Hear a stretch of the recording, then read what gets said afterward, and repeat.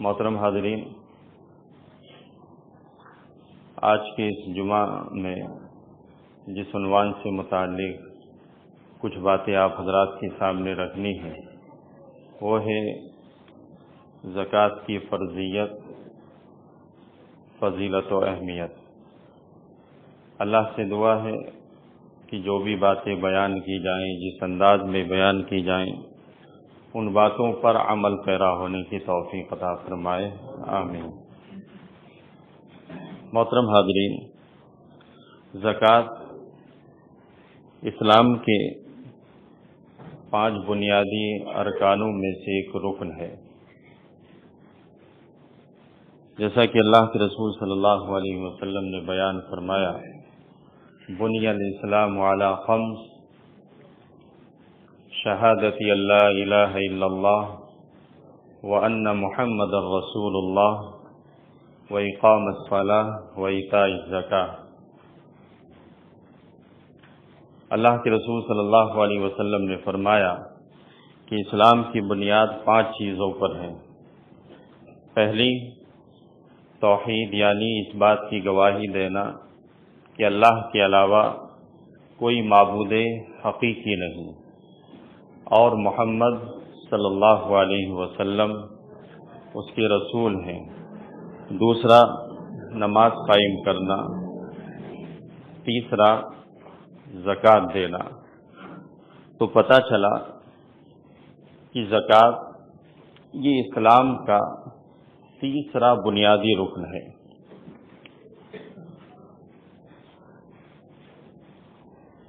اللہ رب العالمین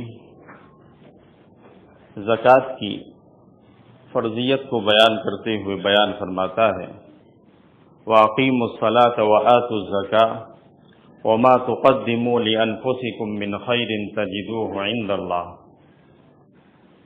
کہ نماز قائم کرو اور زکوٰۃ ادا کرو، اور جو بھی خیر تم اپنے لیے آگے بھیجو گے، تجدوه عند اللہ، تو تم اس کو اللہ کے پاس پاؤ گے۔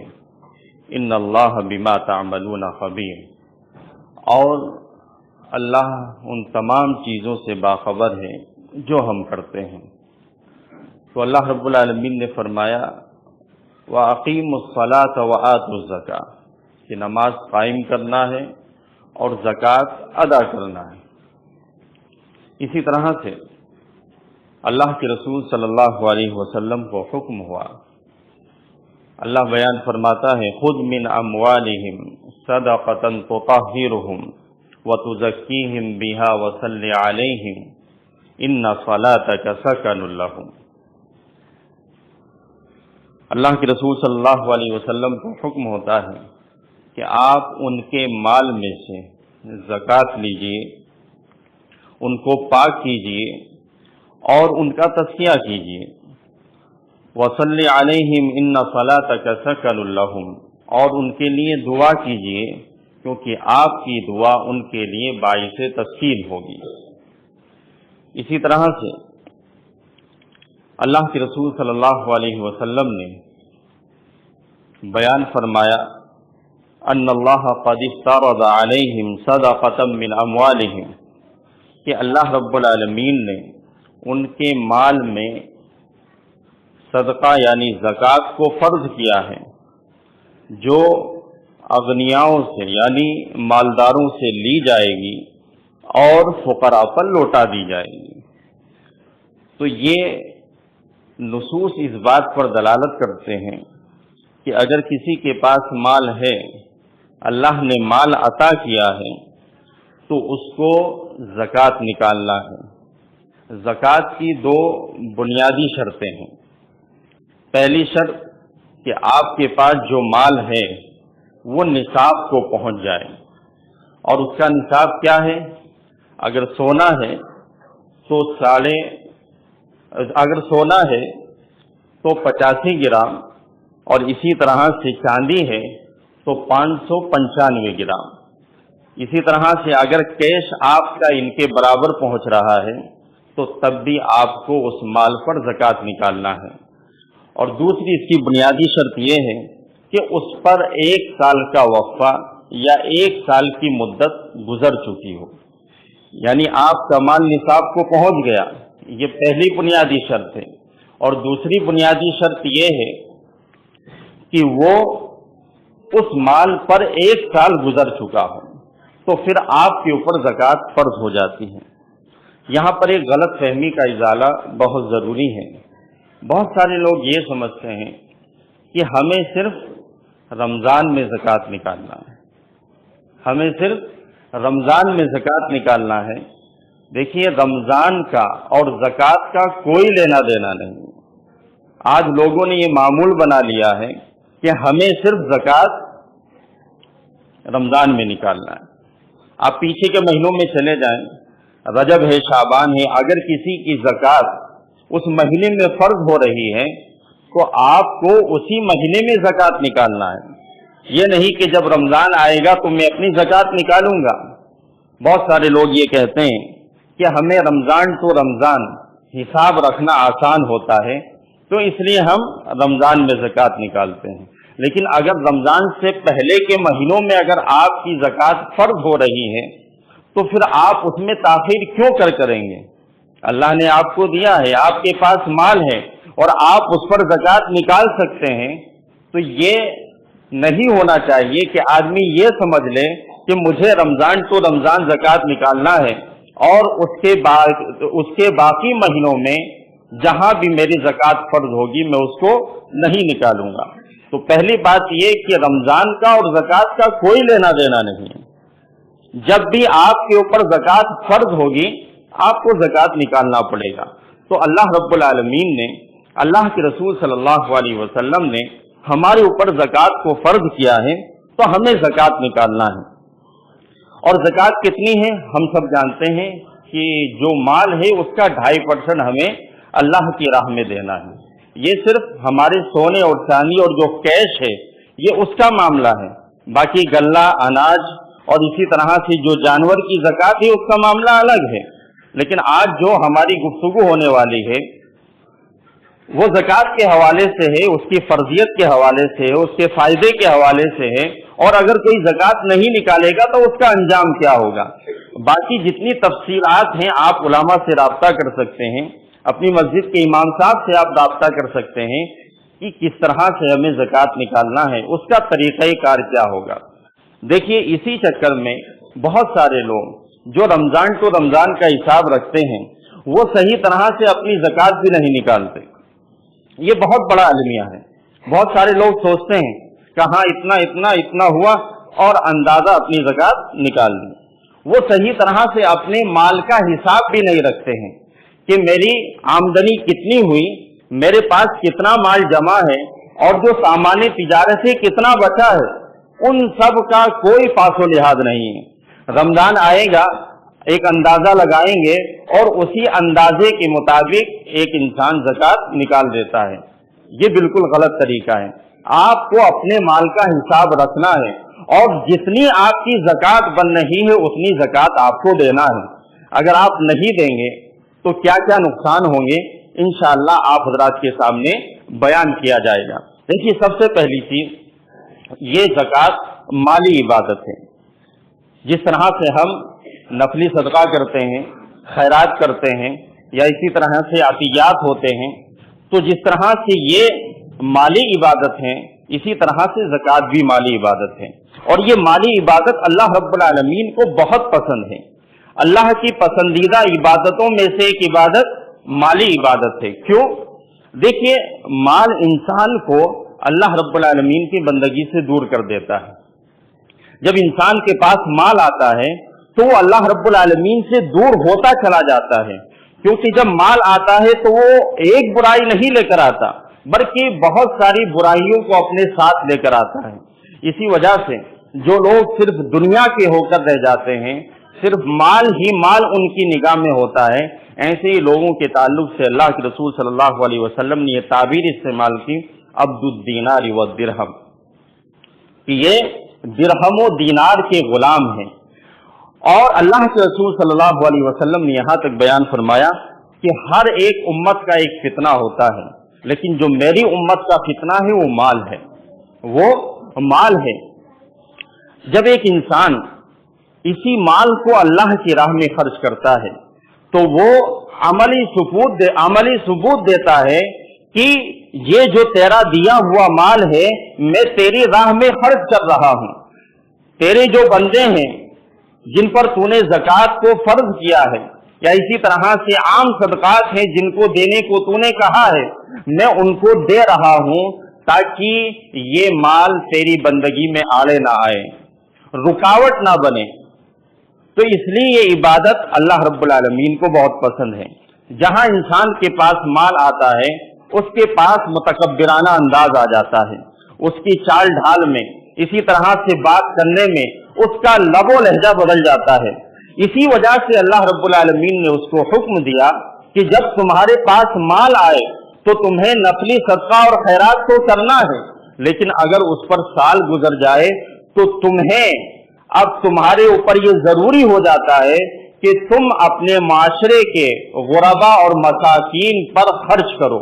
اب تمہیں نکالنا ہی ہے, کوئی بہانے بازی نہیں, کوئی ہیلا نہیں, کیونکہ اللہ رب العالمین نے اس کو تمہارے اوپر فرض کیا ہے. اب دیکھیے کہ اگر ایک انسان اللہ رب العالمین کی راہ میں خرچ کرتا ہے, اللہ رب العالمین کی راہ میں دیتا ہے, اپنی زکوٰۃ کو نکالتا ہے, تو اللہ رب العالمین تمہارے لیے کیا کرے گا, تمہیں کن انعامات سے نوازے گا, اللہ نے اس پر ثواب کیا رکھا ہے. دیکھیے اگر آپ نے کوئی بھی مال اللہ کی راہ میں خرچ کیا اور وہ مال اللہ کی بارگاہ میں قبول ہو گیا تو اللہ رب العالمین جانتے ہیں کتنا انعام ہمیں دے گا. اللہ قرآن کریم میں بیان فرماتا ہے مثل الذین ينفقون اموالهم فی سبیل اللہ کمثل حبۃ انبتت سبع سنابل فی کل سنبلۃ مئۃ حبۃ واللہ یضاعف لمن یشاء. دیکھیے اللہ رب العالمین نے مثال کے ذریعہ اس چیز کو سمجھایا ہے کہ اگر کوئی ایک انسان اللہ کی راہ میں کچھ خرچ کرتا ہے اللہ رب العالمین اس کا ثواب کتنا کرتا ہے. دیکھیے کوئی کسان ایک بالی لیتا ہے اور اس بالی کو زمین کے اندر ڈالتا ہے, کوئی دانہ لیتا ہے اور اس دانے کو زمین کے اندر ڈالتا ہے اور اس دانے سے 7 بالیاں نکلتی ہیں. ایک دانہ اور بالیاں کتنی نکلی 7, اور ہر بالی میں 100 دانے ہیں, یعنی اس نے صرف ایک دانہ ڈالا ہے اور اس کو مل کتنا رہا ہے 700 دانے. ایک دانہ 7 بالی اور ہر بالی میں 100 دانے. تو اللہ رب العالمین نے اس چیز کو بیان فرمایا کہ کوئی بھی اللہ کی راہ میں خرچ کرتا ہے اللہ رب العالمین اس کو ایسے ہی نوازتا ہے. آپ کا 1 روپیہ اللہ کی راہ میں خرچ ہوتا ہے تو اللہ 700 گنا آپ کو اجر دیتا ہے. یہ تو اللہ رب العالمین نے متعین کیا, لیکن آگے اللہ نے بیان فرمایا واللہ یضاعف لمن یشاء, یعنی ایک انسان 1 دانہ یا 1 روپیہ خرچ کیا اللہ رب العالمین اس کو 700 گنا اجر دے رہا ہے. یہ اللہ نے متعین کر دیا کہ تمہیں اتنا اجر ملنا ہے, لیکن آگے اللہ نے کہا واللہ یضاعف لمن یشاء کہ اللہ رب العالمین اس سے بڑھا کر تمہیں دے گا. اور اللہ نے جب یہ بات مجمل رکھی ہے, اس کو متعین کیا ہے, تو پھر اللہ ہمیں کتنا نواز دے ہم اس کا تصور نہیں کر سکتے, ہم اس کا اندازہ لگا ہی نہیں سکتے کہ اللہ رب العالمین ہمارے 1 روپے کے بدلے, یہ 1 روپے جو میں بول رہا ہوں یہ بطور مثال ہے کہ 1 روپے کے بدلے اللہ رب العالمین ہمیں کتنا نواز دے, ہم اس کا اندازہ لگا ہی نہیں سکتے. تو اس لیے اگر ہم اللہ رب العالمین کی راہ میں اخلاص کے ساتھ خلوص کے ساتھ اگر خرچ کرتے ہیں اور وہ اللہ کی بارگاہ میں قابل قبول ہو گیا تو یقیناً اللہ رب العالمین ہمیں اتنا اجر و ثواب دے گا. اسی طرح سے ایک اور حدیث, اس کو بھی اللہ کے رسول صلی اللہ علیہ وسلم نے بطور مثال بیان فرمایا کہ اگر کوئی ایک انسان اللہ کی راہ میں ایک کھجور دیتا ہے, کھجور کی کیا قیمت ہے, ایک کھجور کی کیا قیمت ہے, اگر وہ اللہ کی راہ میں خرچ کرتا ہے صرف 1 کھجور صدقہ کر دیا, اب اللہ رب العالمین اس کے صدقے کو پروان چڑھاتا ہے, اللہ رب العالمین اس کے صدقے میں بڑھوتری کرتا ہے اور اتنی بڑھوتری کرتا ہے کہ اس کی 1 کھجور 1 پہاڑ کے مانند ہو جاتی ہے. کتنا؟ ایک پہاڑ کے مانند ہو جاتی ہے۔ بھائی آپ نے اللہ کی راہ میں دے دیا، اب آپ مطمئن ہو گئے، آپ بھول گئے، لیکن اللہ رب العالمین آپ کے اس صدقے کی، آپ کے اس مال کی پرورش کرتا ہے، اللہ رب العالمین اس کو بڑھاتا رہتا ہے۔ تو دیکھیے یہ کتنا بڑا اجر ہے ہم اور آپ کے لیے کہ اگر ہم اللہ کی راہ میں کچھ خرچ کرتے ہیں۔ یہ تو معمولی مثالوں کے ذریعے اللہ کے رسول صلی اللہ علیہ وسلم نے ہمیں بیان فرمایا تاکہ صدقہ اور خیرات، زکوٰۃ کی اہمیت ہمارے سامنے اجاگر ہو جائے، اور اگر ہم اچھی کوانٹٹی میں اللہ رب العالمین کی بارگاہ میں خرچ کریں گے تو اس کا اجر اللہ رب العالمین ہمیں کتنا دے گا ہم تصور نہیں کر سکتے، ہم اندازہ نہیں لگا سکتے۔ تو اس لیے ہم اور آپ کو چاہیے کہ جب ہمارے اوپر زکوٰۃ فرض ہو جائے، ہمارے اوپر واجب ہو جائے، تو ہم اس کا صحیح اندازہ لگائیں، صحیح اندازہ لگائیں، اور اس کے بعد میں اللہ کی راہ میں اس کو خرچ کریں۔ دیکھیے زکوٰۃ کے بہت سارے فائدے ہیں۔ اگر آپ زکوٰۃ نکالیں گے تو آپ کو بہت سارا فائدہ ہونے والا ہے۔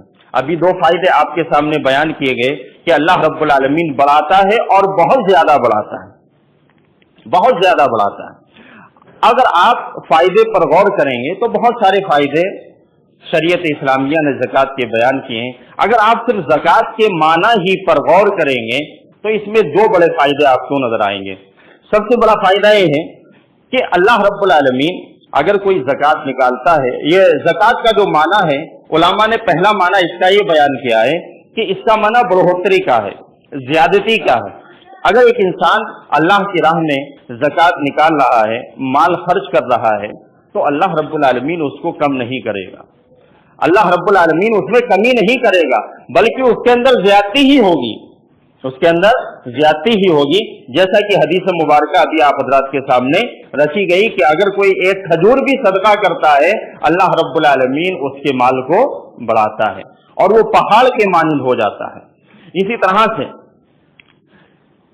جو دوسرا معنی علماء نے بیان کیا ہے وہ ہے پاکی کے اور تطہیر کے، کہ اگر کوئی بھی اپنے مال میں سے زکوٰۃ نکالتا ہے تو اللہ رب العالمین اس کے مال کو پاک کر دیتا ہے۔ دیکھیے اس کا دو مطلب ہے۔ پہلے یہ کہ اگر ایک انسان شفافیت کے ساتھ اپنے کام کو کر رہا ہے، اپنی تجارت ہو یا کاروبار ہو، لیکن کبھی کبھار ہوتا ہے کہ لا علمی میں اس کے پاس حرام کا مال آ جاتا ہے،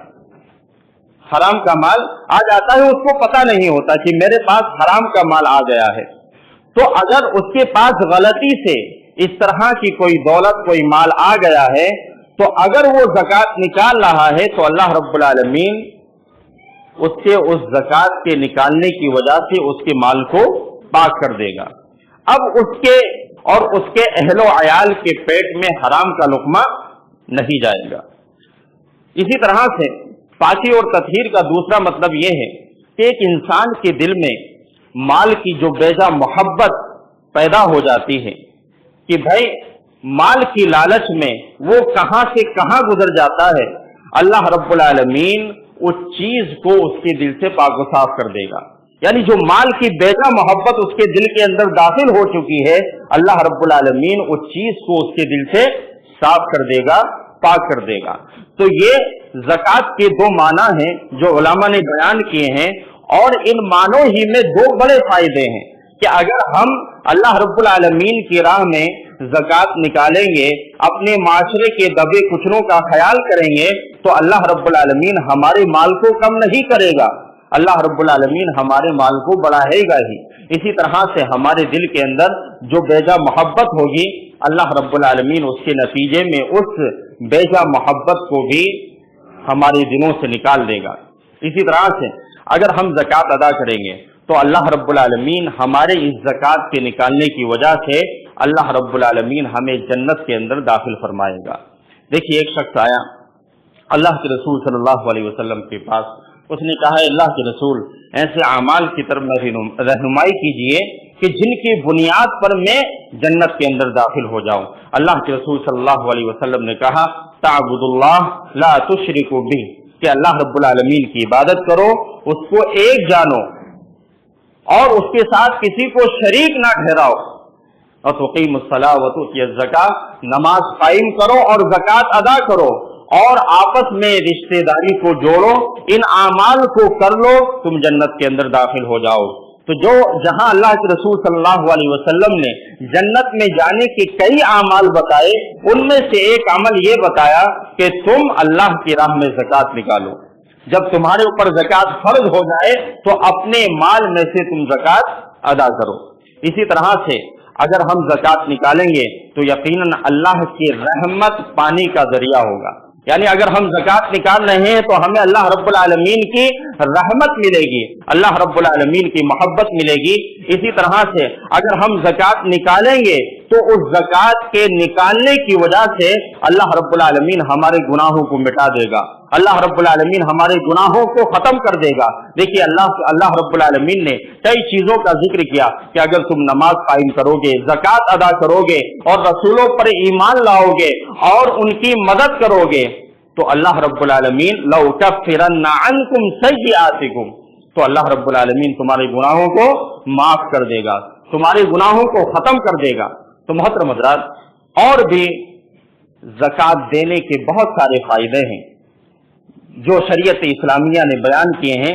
اگر ہم ان فائدوں کو چاہتے ہیں کہ یہ فائدے ہمیں ملیں، ہم ان سے فائدہ اٹھائیں دنیا میں بھی اور آخرت میں بھی، تو ہمیں صحیح معنوں میں اللہ رب العالمین کی راہ میں زکوٰۃ دینا پڑے گا، صحیح معنوں میں ہمیں فقراء اور مساکین پر خرچ کرنا پڑے گا۔ محترم حضرات، جب اتنے سارے فائدے ہیں، ایک انسان جو اللہ کی راہ میں زکوٰۃ نکال رہا ہے، جہاں اس کے اتنے سارے فائدے ہیں، جہاں اتنے سارے فائدے ہیں، اگر کوئی اللہ کی راہ میں زکوٰۃ نہ نکالے، اپنے مال کو سینت کر رکھے، حفاظت سے لوکر میں رکھے، بینکوں میں رکھے، اور اس کے ارد گرد جو فقراء ہیں، مساکین ہیں، یا وہ 8 مصارف جن پر اللہ نے زکوٰۃ کو خرچ کرنے کا حکم دیا ہے، وہ ان پر خرچ نہیں کر رہا ہے، تو آخر اس کا انجام کیا ہوگا؟ اس کا انجام کیا ہوگا؟ تو سب سے پہلے ہم قرآن کریم کی آیت کو دیکھتے ہیں۔ اللہ نے فرمایا وَالَّذِينَ يَكْنِزُونَ الذَّهَبَ وَالْفِضَّةَ وَلَا يُنْفِقُونَهَا فِي سَبِيلِ اللَّهِ فَبَشِّرْهُم بِعَذَابٍ أَلِيمٍ، کہ جو لوگ سونا اور چاندی، جو مال ہے، وہ اس کو سینت کر رکھتے ہیں، اس کو جمع کر کے رکھتے ہیں، وَلَا يُنْفِقُونَهَا، اور اس میں سے خرچ نہیں کرتے، اللہ نے کہا فَبَشِّرْهُم بِعَذَابٍ أَلِيمٍ، انہیں دردناک عذاب کی سزا سنا دو، خوشخبری سنا دو کہ ان کو عذاب دیا جائے گا۔ وہ عذاب کیسا ہوگا؟ اللہ نے اس کے آگے وضاحت کی، یوم یحمى علیہا فی نار جہنم فتکوی بہا جباؤہم وجنوبہم وظہورہم ھذا ما کنزتم لانفسکم فذوقوا ما کنتم تکنزون۔ اللہ نے کہا کہ ان کا وہی مال تپایا جائے گا، آگ میں تپایا جائے گا، اور تپانے کے بعد میں، یعنی جہنم کی آگ میں ہی تپایا جائے گا، تپانے کے بعد اللہ رب العالمین ان کی پیشانی، ان کے پہلو اور ان کی پیٹھ پر اسی سے داغے گا اور کہے گا ھذا ما کنزتم لانفسکم، یہ وہی ہے جس کو تم جمع کر کے رکھتے تھے، فذوقوا ما کنتم تکنزون، تو تم اس کا مزہ چکھو جو تم مال اپنے گھروں میں، اپنی بینکوں میں جمع کر کے رکھتے تھے۔ یہ وہی مال ہوگا جو کل ہمارے لیے وبال جان بن جائے گا، اسی سے ہماری پیشانی کو، ہمارے پہلو کو اور ہماری پیٹھ کو داغا جائے گا، اور ہم بری طرح سے جہنم کی آگ میں جھلس رہے ہوں گے، جل رہے ہوں گے۔ اسی طرح سے حدیث مبارکہ میں اللہ کے رسول صلی اللہ علیہ وسلم نے بڑی سخت وعید بیان فرمائی۔ راوی حدیث حضرت ابو ہریرہ بیان فرماتے ہیں کہ اللہ کے رسول صلی اللہ علیہ وسلم نے بیان فرمایا کہ جسے اللہ نے مال و دولت سے نوازا، اللہ نے مال و دولت دیا ہے لیکن وہ زکوٰۃ نہیں نکالتا، زکوٰۃ ادا نہیں کرتا، تو قیامت کے دن اس کی دولت گنجے سانپ کی شکل میں آئے گی، اور اس کی پیشانی پر 2 تل ہوں گے، 2 سیاہ نقطے ہوں گے، جو زہریلے سانپ کی علامت ہوتی ہے۔ اور اللہ کے رسول صلی اللہ علیہ وسلم نے بیان فرمایا کہ وہ گلے کا توق بنا دیا جائے گا، اور اس کے بعد وہ اس کی باتوں کو چیر رہا ہوگا اور کہہ رہا ہوگا انا مالکا انا کنزکا، میں ہی تیرا مال ہوں، میں ہی تیرا خزانہ ہوں، جسے تو جمع کر کے رکھتا تھا، سینچ کر رکھتا تھا، اور تو اپنے معاشرے کے لوگوں پر خرچ نہیں کرتا تھا، اس میں زکوٰۃ نہیں نکالتا تھا۔ اس کے بعد میں اللہ کے رسول صلی اللہ علیہ وسلم نے یہ آیت کریمہ تلاوت کی، وَلَا يَحْسَبَنَّ الَّذِينَ يَبْخَلُونَ بِمَا آتَاهُمُ اللَّهُ مِنْ فَضْلِهِ هُوَ خَيْرًا لَهُمْ بَلْ هُوَ شَرٌّ لَهُمْ سَيُطَوَّقُونَ مَا بَخِلُوا بِهِ يَوْمَ الْقِيَامَةِ۔ اللہ کے رسول صلی اللہ علیہ وسلم نے یہ آیت کریمہ تلاوت کی کہ اللہ رب العالمین نے بیان فرمایا کہ اللہ نے جو تمہیں دے رکھا ہے اس میں جو تم بخیلی کرتے ہو، بخل کرتے ہو، اللہ کی راہ میں نہیں نکالتے، وہ تم سمجھتے ہو کہ یہ ہمارے لیے بہتر ہے۔ اللہ نے کہا کہ یہ تمہارے لیے بہتر نہیں ہو سکتا، بلکہ یہ تمہارے لیے بہت برا ہے، اور جس مال میں تم بخیلی کرتے ہو کل وہی مال تمہارے لیے توق بنا کر پیش کیا جائے گا، تمہارے گلے کا توق ہوگا۔ اللہ کے رسول صلی اللہ علیہ وسلم نے دیکھیے اتنی سخت وعید بیان فرمائی، اتنی سخت وعید بیان فرمائی کہ وہی مال گنجے سانپ کی شکل میں جس کے سر پر 2 سیاہ نقطے ہوں گے وہ ہمارے گلے کا توق ہوگا اور ہماری باچھوں کو چیر رہا ہوگا اور کہہ رہا ہوگا کہ میں ہی تیرا مال ہوں، میں ہی تیرا خزانہ ہوں۔ تو جب اتنی سخت وعیدیں اللہ اور اس کے رسول صلی اللہ علیہ وسلم نے بیان فرمائی ہیں اور ہم سمجھ رہے ہیں کہ ہم جو اس کے اندر بخیلی کر رہے ہیں، اپنے معاشرے کے لوگوں پر خرچ نہیں کر رہے ہیں، یہ ہمارے لیے بہتر ہے، اللہ نے کہہ دیا بل ہوا شر لکم، یہ تمہارے لیے بہت برا ہے۔ جب بہت برا ہے تو ہم اور آپ کو چاہیے کہ ہم ایمانداری کے ساتھ صحیح اپنے مال میں سے زکوٰۃ کو نکالیں۔ آپ دیکھیے جب اللہ کے رسول صلی اللہ علیہ وسلم کا انتقال ہوا اور حضرت ابوبکر صدیق رضی اللہ تعالیٰ عنہ نے خلافت کی کمان سنبھالی تو اس وقت حضرت ابوبکر صدیق رضی اللہ تعالیٰ عنہ کے سامنے 3 بڑے فتنے تھے۔ سب سے پہلا فتنہ ارتداد کا تھا۔ جیسے ہی اللہ کے رسول صلی اللہ علیہ وسلم کا انتقال ہوا، اب مختلف علاقوں سے خبریں آنے لگی کہ فلاں قبیلہ آج مرتد ہو گیا، فلاں قبیلہ مرتد ہو گیا، کیونکہ وہ لوگ اللہ کے رسول صلی اللہ علیہ وسلم کی صحبت میں زیادہ نہیں رہے تھے، تو اس وجہ سے بہت سارے لوگ ارتداد کا شکار ہوتے چلے گئے۔ اسی طرح سے بہت سارے لوگوں نے نبوت کا دعویٰ کرنا شروع کر دیا۔ کئی لوگ آئے، مسلمہ بن کذاب تھا، اسی طرح سے ایک عورت بھی آئی، اس نے بھی دعویٰ کیا کہ میں تمہاری نبی ہوں۔ اور جو تیسرا سب سے بڑا چیلنج تھا حضرت ابوبکر صدیق رضی اللہ تعالیٰ عنہ کے سامنے، وہ زکوٰۃ نہ دینے والوں کا تھا۔ انہوں نے کہا کہ ہم نماز پڑھیں گے، توحید پر قائم رہیں گے، لیکن ہم زکوٰۃ نہیں دیں گے۔ سارے صحابہ کی متفقہ رائے تھی کہ پہلے جو 2 بڑے فتنے ہیں، ایک ارتداد کا فتنہ اور ایک جو لوگ نبوت کا دعویٰ کر رہے ہیں ان سے نپٹا جائے۔ یہ اپنے لوگ ہیں جو زکوٰۃ نہیں دے رہے ہیں، ان سے بعد میں نمٹ لیا جائے گا۔ حضرت ابوبکر صدیق کی رائے یہ نہیں تھی، تمام صحابہ کی رائے یہی تھی، لیکن پھر حضرت ابوبکر صدیق نے کسی کی بات کو نہیں مانا تو حضرت عمر رضی اللہ تعالیٰ عنہ کو بھیجا سفارش کرنے کے لیے کہ پہلے ان 2 فتنوں سے نپٹا جائے۔ حضرت ابوبکر صدیق رضی اللہ تعالیٰ عنہ کے پاس حضرت عمر گئے اور کہا کہ ایسی بات ہے۔ حضرت عمر رضی اللہ تعالیٰ عنہ کو حضرت ابوبکر صدیق رضی اللہ تعالیٰ عنہ نے کہا کہ جاہلیت میں تمہاری سختی بڑی مشہور تھی، لیکن آج تم ذلت پر کمپرومائز کر رہے ہو۔ میں صرف 2 پر نہیں بلکہ 3 فتنوں پر لگام لگاؤں گا، اور جو زکوٰۃ نہیں دے رہے ہیں میں ان سے جنگ کروں گا، اور جو وہ اللہ کے راستے میں ایک رسی دیتے تھے اور آج وہ ایک رسی نہیں دیں گے، میں اس کے لیے بھی ان سے لڑوں گا۔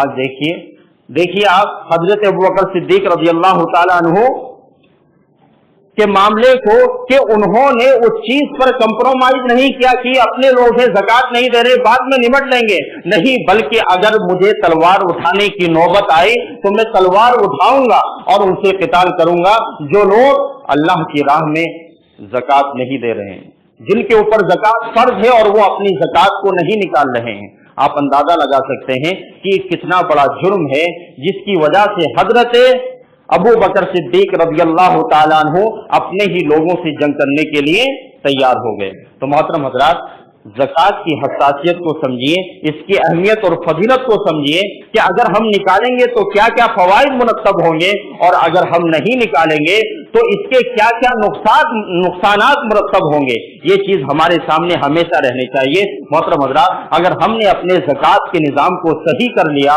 اور ہم نے صحیح انداز سے زکوٰۃ کو نکالنا شروع کر دیا تو یقیناً یہ بات دعوے کے ساتھ کہی جا سکتی ہے کہ ہم غریبی پر کنٹرول کر سکتے ہیں۔ غریبی ختم تو نہیں کر سکتے، لیکن غریبی پر کنٹرول کیا جا سکتا ہے۔ آپ دیکھیے حضرت عمر بن عبدالعزیز رحمۃ اللہ علیہ کا زمانے کو کہ ان کے زمانے میں کوئی زکوٰۃ لینے والا نہیں ہوتا تھا۔ کیوں؟ اس لیے کہ ہر ایک صحیح زکوٰۃ نکالتا تھا اور اس کا نظام بالکل صحیح اور درست تھا۔ آپ دیکھیں حضرت معاویہ رضی اللہ تعالیٰ عنہ کو ان کے زمانے میں حضرت معاویہ رضی اللہ تعالیٰ عنہ نے لوگوں کو مقرر کیا کہ آپ لوگوں کو دیکھیں کہ کون زکوٰۃ دینے والا ہے اور کون صدقہ اور خیرات لینے والا ہے۔ لوگوں کو مقرر کرنا پڑتا تھا، لیکن اگر آپ آج اعلان کر دیں کہ آج اس مسجد سے لوگوں کو زکوٰۃ کا مال دینے والے ہیں، دیکھیے مسجد کے باہر بھیڑ لگ جائے گی۔ کیوں؟ اسی وجہ سے کہ آج ہم نے زکوٰۃ کے نظام کو درہم برہم کر دیا ہے، ہم زکوٰۃ کی اہمیت کو سمجھ ہی نہیں رہے۔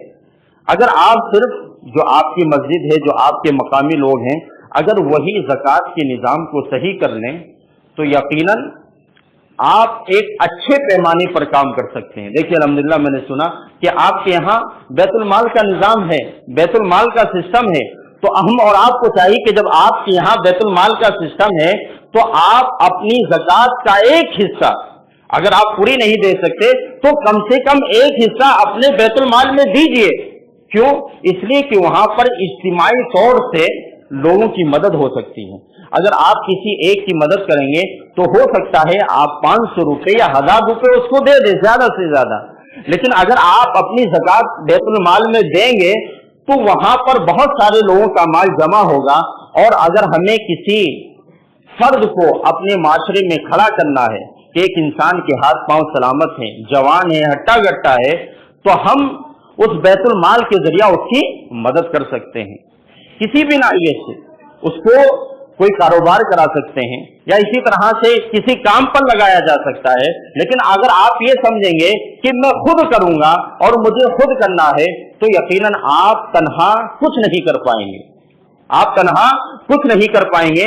آپ سامنے والے کو 1000 2000 دیں گے، اس کے بعد میں وہ خرچ کرے گا اور پھر دوسرے یا تیسرے دن وہ مانگنے کے لیے کھڑا ہو جائے گا۔ لیکن اگر آپ اپنے بیت المال کے نظام کو مضبوط کرتے ہیں اور آپ چاہتے ہیں کہ وہاں سے اجتماعی شکل میں لوگوں کی مدد ہو تو آپ کو یہ کام ضرور کرنا چاہیے، اپنے مقامی لیول پر ہی صحیح، لیکن آپ کو یہ کام ضرور کرنا چاہیے۔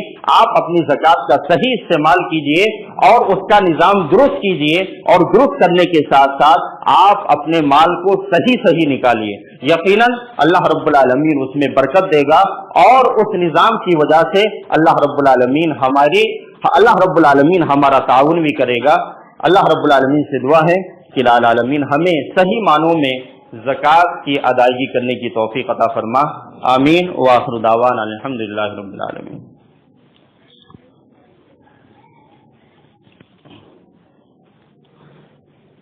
ان الحمد لله نحمده ونستعينه ونستغفره ونعوذ بالله من شرور انفسنا ومن سيئات اعمالنا، من يهده الله فلا مضل له ومن يضلل فلا هادي له، واشهد ان لا اله الا الله وحده لا شريك له، واشهد ان محمدا عبده ورسوله ارسله بالحق بشيرا ونذيرا، اما بعد فان خير الحديث كتاب الله وخير الهدي هدي محمد صلى الله عليه وسلم، وشر الامور محدثاتها وكل محدثة بدعة وكل بدعة ضلالة وكل ضلالة في النار۔ اعوذ بالله من الشيطان الرجيم، يا ايها الذين امنوا صلوا عليه وسلموا تسليما، اللهم صل على محمد وعلى ال محمد كما صليت على ابراهيم وعلى ال ابراهيم انك حميد مجيد، اللهم بارك على محمد وعلى ال محمد كما باركت على ابراهيم وعلى ال ابراهيم انك حميد مجيد۔ عباد الله رحمكم الله، ان الله يأمر بالعدل والاحسان وايتاء ذي القربى وينهى عن الفحشاء والمنكر ولذكر الله اكبر والله يعلم ما تصنعون۔